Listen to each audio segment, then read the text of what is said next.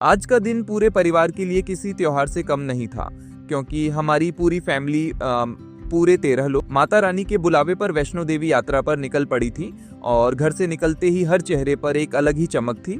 कोई हंस रहा था, कोई तैयारी देख रहा था। बच्चे खुश थे कि सफर मिलेगा और बुजुर्ग खुश थे कि इतने साल बाद पूरी फैमिली एक साथ माता के दरबार जा रही है। सेक्टर 11 से मेट्रो पकड़ी, फिर द्वारका सेक्टर 21 और वहां से एयरपोर्ट एक्सप्रेस लाइन के जरिए न्यू दिल्ली रेलवे स्टेशन पहुंचे। प्लेटफॉर्म की भीड़ के बीच सामान उठाए, टिकट चेक किए और हर किसी के मन में एक ही बात, आज माता बुला रही हैं। ट्रेन में बैठते ही रौनक और बढ़ गई।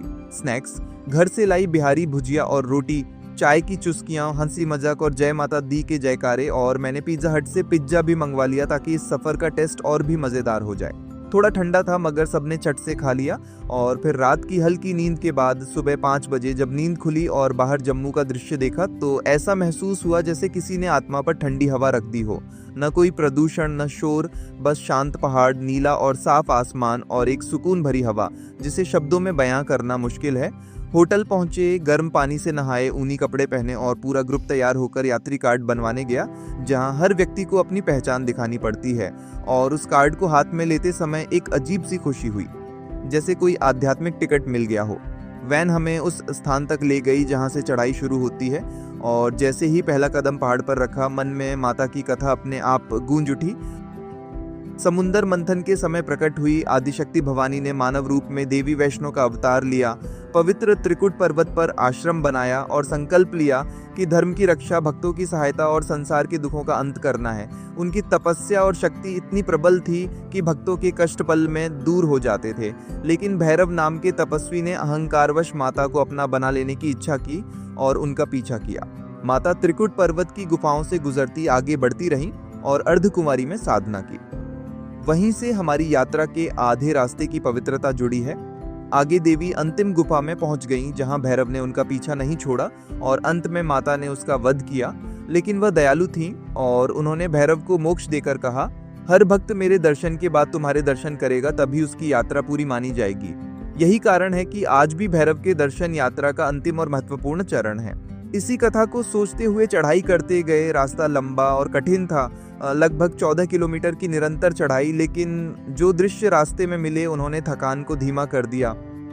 दुकानों पर माता की मूर्तियां, फोटो फ्रेम, लाठियां, माला, ऊनी जैकेटें, जगह जगह छोटा सा भजन बजता, ठंडी हवा चलती और हर तरफ जय माता दी की गूंज। इतने सारे अनजान लोग एक ही उद्देश्य के साथ चल रहे थे और ऐसा लगता था जैसे पूरा रास्ता एक ही परिवार बन गया हो। पैरों में दर्द जरूर होने लगा था, लेकिन माता के नाम पर चढ़ते जाना ही शक्ति दे रहा था। और थोड़ी थोड़ी देर पर फोटो और वीडियो लेते हुए हम अर्धकुंवारी पहुंचे।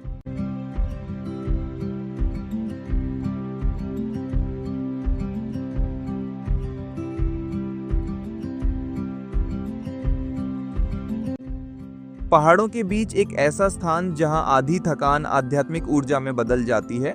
वहां थोड़ा लंच किया। ठंड में धूप ने मन को गर्माहट दी और पहाड़ों का नज़ारा इतना सुंदर था कि आप चाहे कितना भी देखो, आंखें भरती ही नहीं।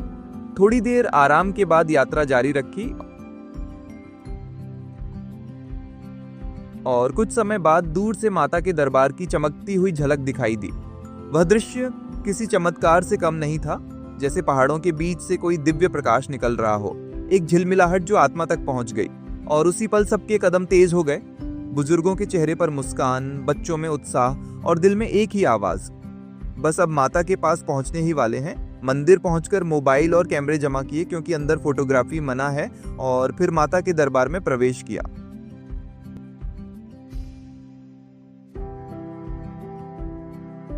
घंटियों की आवाज, भजनों की ध्वनि, मंदिर की शांति, देवी की दिव्यता, ऐसा लगा जैसे माँ स्वयं सामने खड़ी होकर आशीर्वाद दे रही हो। सबके लिए दुआएं मांगी, अपने लिए, परिवार के लिए और उन सभी के लिए जो मन से माता को पुकारते हैं। दर्शन के बाद रोपवे से भैरव स्थान जाना हुआ, क्योंकि भैरव बाबा के दर्शन बिना यात्रा अधूरी रहती है।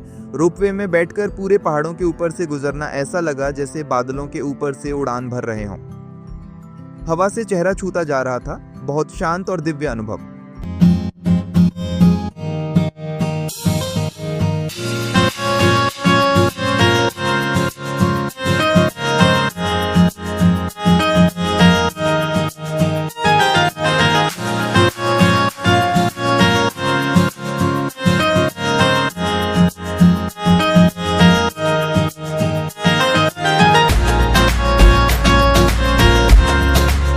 भैरव स्थान पर जो दृश्य देखने को मिलते हैं वह जीवन भर याद रहते हैं।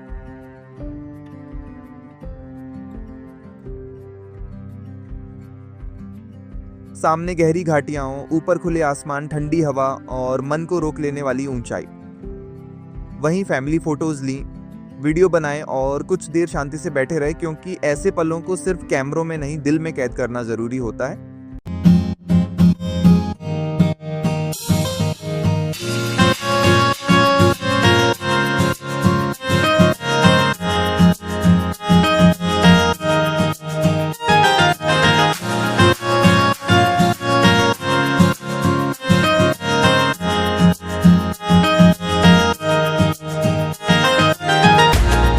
फिर नीचे उतरना शुरू किया। उतरना चढ़ाई जितना मुश्किल नहीं, लेकिन पैरों के दर्द की गर्मी अलग ही होती है। नीचे पहुंचकर मैंने मसाज चेयर पर बैठकर पूरा शरीर आराम दिया और वो राहत बहुत कीमती थी। रात को भूख लगी थी तो पूरी फैमिली ने फिर पिज्जा खाया और थके हुए शरीर के साथ, दिल से भरे हुए मन के साथ सब सो गए। वैष्णो देवी के दर्शन पूरे होने के बाद अगली सुबह हम सभी फ्रेश होकर एक नए उत्साह के साथ निकल चुके थे। इस बार मंजिल थी शिवखोड़ी और पूरे परिवार के लिए एक यात्री ट्रैवलर बुक किया गया था, जिसमें हम सब आराम से बैठे सिनेस की हवा, माउंटेन्स का नज़ारा, रास्तों पर बहती नदी और पीछे धीरे धीरे बजते गानों को महसूस करते हुए सफर का आनंद ले रहे थे। ऐसा लग रहा था मानो प्रकृति हमारे स्वागत में अपनी बाहें फैला रही हो। बताया जाता है कि कटरा से करीब 80 किलोमीटर दूर है शिवखोड़ी, लेकिन यहाँ तक पहुँचने का रास्ता थोड़ा कठिन और थोड़ा संवेदनशील भी माना जाता है, क्योंकि कहा जाता है कि पहले यहाँ हमला भी हो चुका था। इसलिए 5 बजे के बाद यहाँ ना आने दिया जाता है, ना आगे जाने दिया जाता है, और हमने पूरे ध्यान और सुरक्षा के साथ समय पर निकलना सुनिश्चित किया। बीच में एक बार हम रुके क्योंकि हमने अभी तक ब्रेकफास्ट नहीं किया था, तो स्वादिष्ट नाश्ते के साथ थोड़ी देर आराम किया और फिर से यात्रा शुरू की। गाड़ी में बैठकर बाहर के दृश्य देखते हुए ऐसा लग रहा था जैसे हर मोड़ पर प्रकृति हमारी कहानी बता रही है।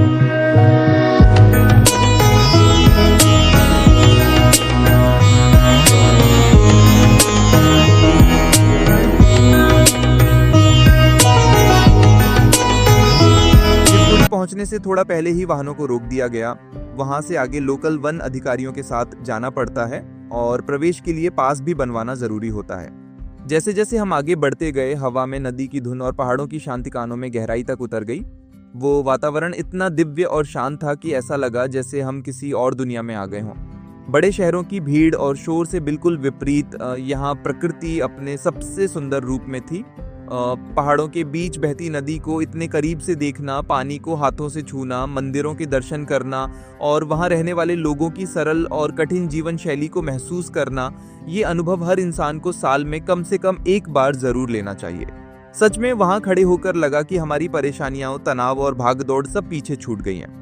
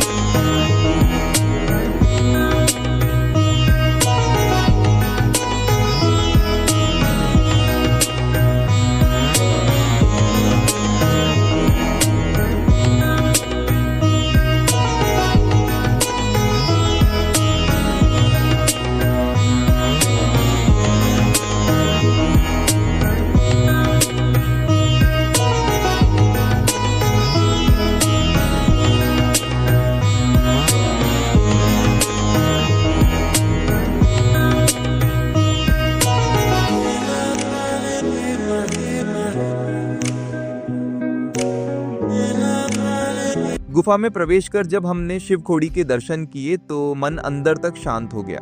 फोटो क्लिक करने के बाद हम सभी समय का ध्यान रखते हुए जल्दी लौटे ताकि 5 बजे की सीमा पार ना हो, और ठीक 5 बजे से 2 मिनट पहले हम वापस अपनी गाड़ी में बैठ चुके थे। रास्ते में नवदुर्गा मंदिर पड़ता है, जहां हमने फिर से पूरे परिवार के साथ दर्शन किए और मन में धन्यवाद किया कि इस पूरे सफर में माता रानी और भोलेनाथ की कृपा हमारे साथ बनी रही। इसी के साथ हमारा यह दिव्य ट्रिप समाप्त होने लगा। रात को करीब 10 बजे तक सफर पूरा हुआ। उसके बाद हमने डिनर किया और 11 बजे की ट्रेन पकड़कर वापसी की ओर चल दिए। ट्रेन में बैठते समय वो एहसास अलग था। शरीर थका हुआ था लेकिन मन पूरी तरह खुश, संतुष्ट और भावनाओं से भरा हुआ। सच कहूं तो जितना आनंद इस यात्रा में आया वो शब्दों में बयान नहीं किया जा सकता। पूरा परिवार साथ हो, हंसी हो, आस्था हो, प्रकृति हो और एक दूसरे का साथ हो, इससे बड़ा सुख कोई नहीं। हम दुआ करते हैं कि आने वाले समय में और भी लोग हमारे परिवार के साथ जुड़ें और हम सब मिलकर ऐसे और भी पवित्र और यादगार सफर करें, क्योंकि जिंदगी की सबसे खूबसूरत यादें काम, पैसा और भाग दौड़ में नहीं बल्कि ऐसे पलों में बनती हैं जहां दिल मुस्कुराता है और आत्मा शांत होती है। उम्मीद है आपको यह वीडियो पसंद आई होगी और आप भी कोशिश करिए कि साल में कम से कम एक बार किसी दिव्य स्थान पर जाएं, क्योंकि ऐसे सफर सिर्फ रास्ते नहीं बल्कि जीवन बदलने वाले अनुभव होते हैं।